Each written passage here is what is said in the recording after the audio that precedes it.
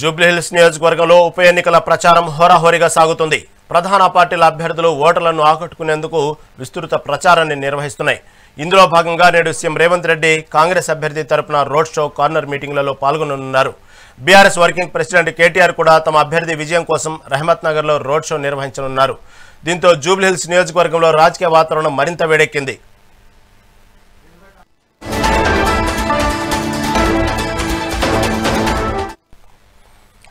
జూబ్లీహిల్స్ నియోజకవర్గంలో ఉప ఎన్నికల ప్రచారం హోరాహోరీగా సాగుతుంది. ప్రధాన పార్టీల అభ్యర్థులు విస్తృత ప్రచారం నిర్వహిస్తున్నాయి. దీని గురించి తాజా అప్డేట్ మా రిపోర్టర్ హారిక అందిస్తారు. హారిక, చెప్పండి, జూబ్లీహిల్స్ నియోజకవర్గంలో ఉప ఎన్నికల ప్రచారం పోటీగా సాగుతున్నాయి. ఒక్కో రోజు ఒక్కో పార్టీ అయితే ప్రధాన పార్టీలన్నీ ఈరోజు ఇటు కాంగ్రెస్ కానివ్వండి, ఇటు బీఆర్ఎస్ పార్టీ రెండు కూడా ఈరోజు రహమత్ నగర్లో మీటింగ్ ఏర్పాటు చేస్తున్నట్టు వార్తలు వస్తున్న నేపథ్యంలో తాజా అప్డేట్ ఏంటి? రహీం, ప్రస్తుతం తెలంగాణ రాజకీయం మొత్తం జూబ్లీహిల్స్ చుట్టూ తిరుగుతుందని చెప్పుకోవాలి. 3 ప్రధాన పార్టీలు ఉప ఎన్నికల ప్రచారం పైన ఫోకస్ పెట్టాయని చెప్పాలి. ఇంకా ప్రచారానికి 10 రోజులు మాత్రమే సమయం ఉండటంతో ఓటర్లను మభ్యపెట్టే విధంగా ఇప్పుడు ప్రచారాలు అయితే కొనసాగుతున్నాయని చెప్పాలి. అంటే వాళ్ళ ప్రసన్నం చేసుకోవడానికి బడా నేతలు బస్తీలో ప్రచారం చేస్తున్నారు.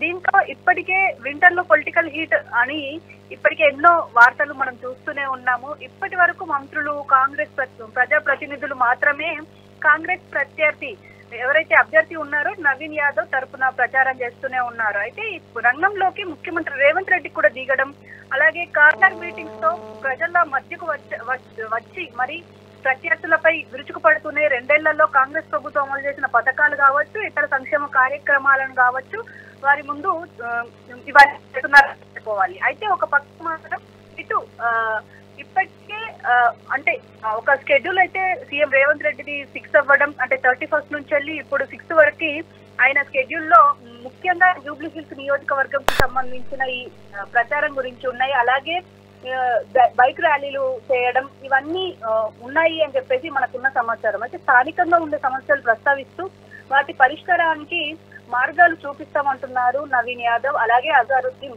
ఇద్దరు ప్రజలకు అందుబాటులో ఉంటూ నియోజకవర్గ అభివృద్ధికి పాటుపడతామని చెప్పుకొస్తున్నారు.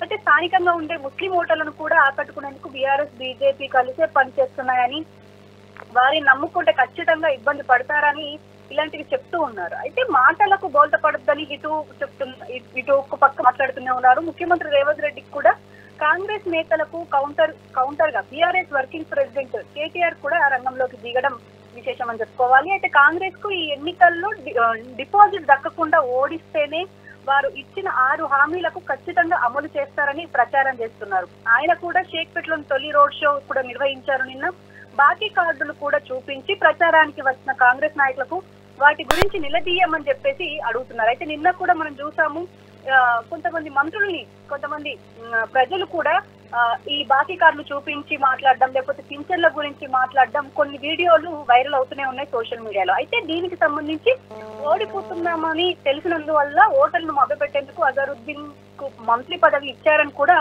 ఈ ఆరోపణలు బయటకు వస్తున్నాయి. అయితే జూబ్లీహిల్స్ లో బీఆర్ఎస్ అభ్యర్థి సునీత విజయం ఖాయమైందని, మెజారిటీ ఎంత అనేది తేలాల్సి ఉంది అని చెప్పేసి కేటీఆర్ కాన్ఫిడెన్స్ గా చెప్తున్నారని చెప్పుకోవాలి. అయితే కాంగ్రెస్, బీజేపీ ఎంత కలిసి వచ్చినా గెలిచేది లేదని అభిప్రాయపడుతున్నారు. అయితే సాధారణంగా గెలవలేమని చెప్పి రౌడీజం చేస్తున్నారని కూడా కొంత ఆరోపణలు అయితే చేశారని చెప్పుకోవాలి. అయితే ఇప్పటికే మనం చూస్తూనే ఉన్నాము, ఒక పక్క బీజేపీ ఒక పావు అయిపోయిందని చెప్పుకోవాలి. అంటే ఒక పక్క ఇటు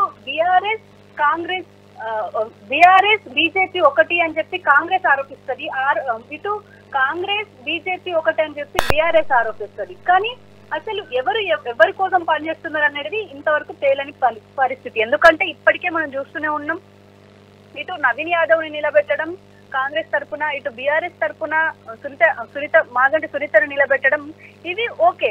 కానీ ఇక్కడ బీజేపీ నుంచి లంకల దీపక్ రెడ్డిని నిలబెట్టడం, అంటే ఇంతవరకు ముఖ్య నేతల్లో ఎవరు లేకపోవడం అక్కడ ఒకటి మైనస్ అని చెప్పుకోవాలి. ముఖ్యంగా ఇటు లంకల దీపక్ రెడ్డి ఇన్ని రోజులుగా యాక్టివ్ గా కనిపించలేదు. ఇది మనకు తెలుస్తుంది. అంటే పబ్లిక్ మాట్లాడుతున్న మాటల్లో ముఖ్యమైన పాయింట్, అంటే బీజేపీ అసలు ఎక్కడ ఉంది అని చెప్పేసి మాట్లాడుతున్నారు. అయితే ఇక్కడ మాత్రం మీకు బీజేపీ సపోర్ట్ అంటే మీకు బీజేపీ సపోర్ట్ అని చెప్పేసి ఇలా మాట్లాడుకోవడం, ఇలా ఆరోపించుకోవడం మాత్రం చాలా మామూలు అయిపోయిందని చెప్పుకోవాలి రహీం.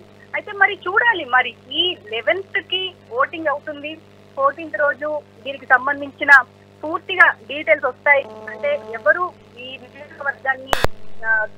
నియోజకవర్గాన్ని ఏలేది, ఎవరు ఎమ్మెల్యే అనేది త్వరలోనే తేలిపోతుంది. హారిక చూద్దాం. Right, thank you for update.